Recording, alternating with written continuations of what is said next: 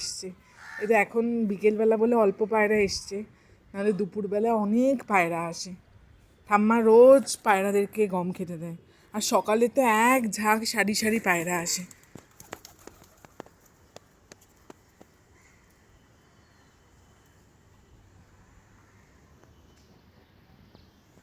এখানে আমাদের সরস্বতী পুজোর সময় খুব সুন্দর করে আমাদের পাড়ার একটি দাদা তনয়দা ও আলপনা করেছিল, খুব সুন্দর। ও ফ্যাশন ডিজাইনার।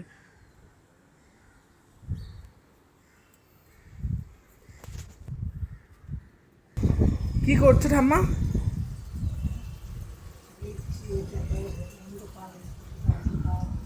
অন্ধকার নয়, মানে এবার ঝড় আসবে। ও, এখন গাছে জল দিচ্ছ? আর এটাতে দেখছি ওই মালদিনের মাথা দেখতে পাচ্ছি। মালনিনও আছে, সাউথ সিটি ওই দূরে আছে। না, মালনিন ওটা সামনেরটা, সাউথ সিটি পরেরটা। এইটা মালদিন। তোমার কি কি গাছ আছে আমার ব্লগার্সদেরকে, আমার ভিউয়ার্সদেরকে একটু দেখিয়ে দাও। হ্যাঁ, তোমার কি কি গাছ আছে আমার ভিউয়ার্সদেরকে একটু দেখিয়ে দাও, জল দিতে দিতে দেখিয়ে দাও। এটা হচ্ছে নয়নতারা গাছ, হ্যাঁ। নয়নতারা গাছ। হ্যাঁ, সেই নয়নতারা। এটা হচ্ছে তোমার আকন্দ, সাদা আকন্দ গাছ, তুলসী গাছ। হ্যাঁ, আর এটা হচ্ছে দুর্ব গাছ।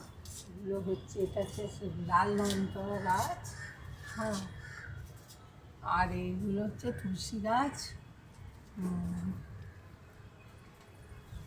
চলো ওইদিকে চলো, ওইদিকেও তো তোমার অনেক গাছ আছে। বেলপাতা গাছ আছে। তো ওই হলুদগুলো ভালোভাবে ধুয়ে রেখে এখানে শুকোতে দিয়েছি। আমি জল দিয়ে দেবো, ভারিটা বয়ে দেবো আমি, না তুমি করবে? আবার রোদ উঠে গেছে, দেখো কড়া রোদ উঠে গেছে।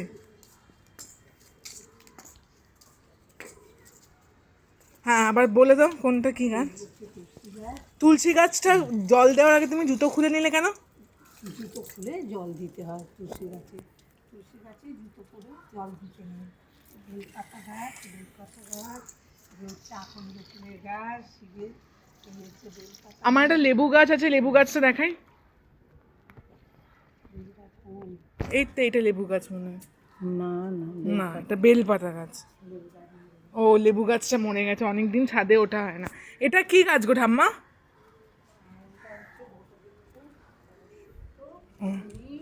এই যে বলে অসত্য গাছ দিলে যে বাড়ির দেওয়াল ফাটিয়ে দেয়। ও তো টবের মধ্যে আছে। ও, টব থেকে যখন শেকড় বেরোবে তখন ছিঁড়ে ফেলে